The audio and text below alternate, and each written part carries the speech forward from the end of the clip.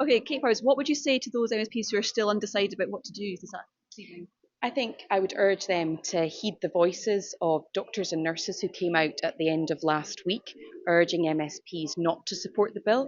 They'd previously been neutral on the issue, but they saw a removal of choice in the bill, removal of safeguards, outsourcing of critical protections to the UK government. There's no longer any choice for hospices, and indeed there's no longer any choice for future MSPs who may wish to amend the bill in a future parliament, because critical areas will now be determined by the UK government. Okay, how do you feel about this? We've just been talking to an MSP there who said they feel sick, physically sick about this. Well, How do you feel? I feel an enormously heavy burden on this issue. And having voted against the principles last May, the question before us today is the operational elements of the bill. Over the weekend, the Scottish Government said there was still no clarity on the operational delivery of the bill. There was no clarity on the costings of the bill. Doctors say there's no clarity around their role. There are some inconsistencies of the bill. So whether you support the principle or oppose the principle, right now we need to vote as legislators for whether or not this can be implemented. And listening to the doctors, they warn us that it can't be. How confident are you it's going to be voted down? I believe it is on a knife edge.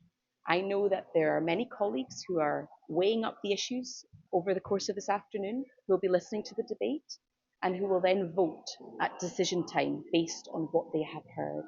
But I have no great insights into how the vote will go.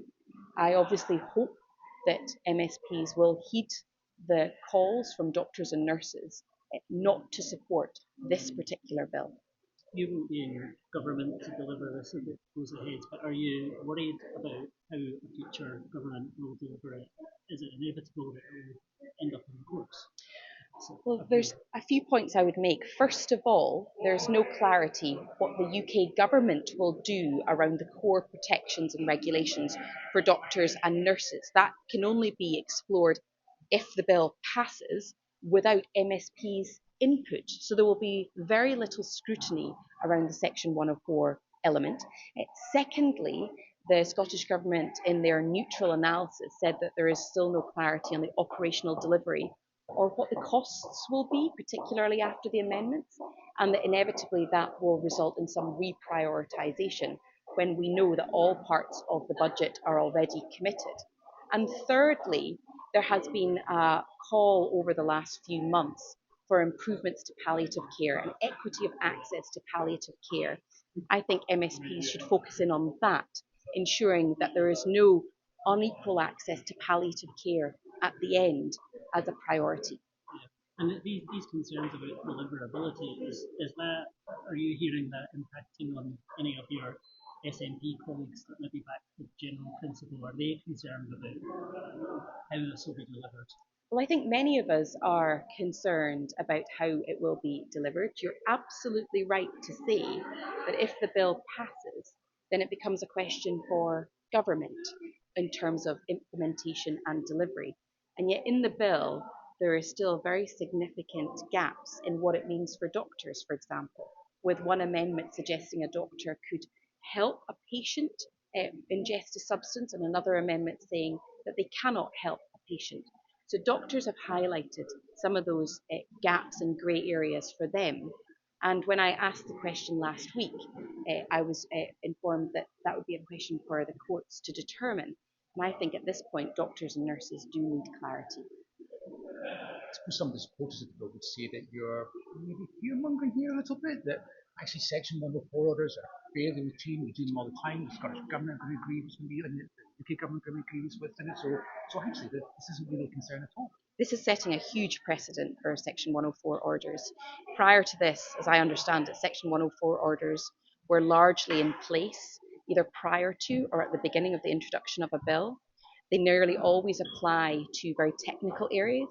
They certainly don't apply to an issue of such central substance to a bill, like the regulation and the employment right protections of the very workforce that will be tasked with implementing this bill. We've all been moved by the conversations that we have had with people on both sides of the debate, but none of us are in the shoes of a doctor having the difficult conversation face to face with a patient who's been given an extremely difficult diagnosis. They don't want that grey area of knowing whether or not there are protections in place for them.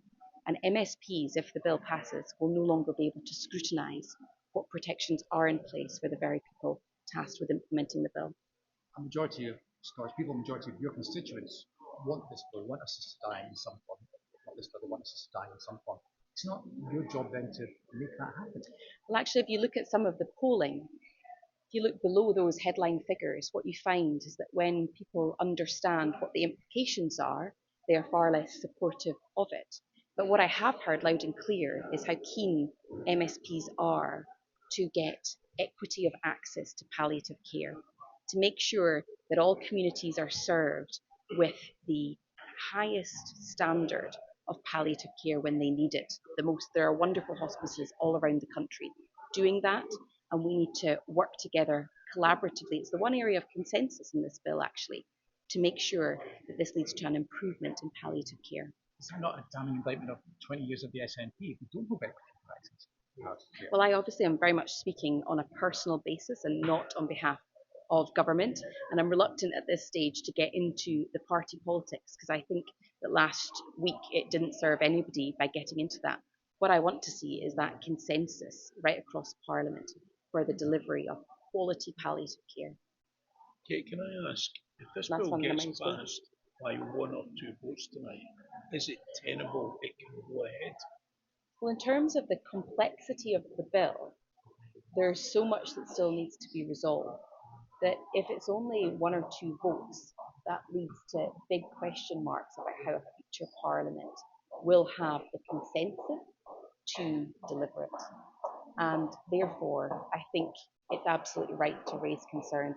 It is on a knife edge, and obviously I hope that MSPs listen to the calls from the Royal College of Psychiatrists and the Royal Pharmaceutical Society.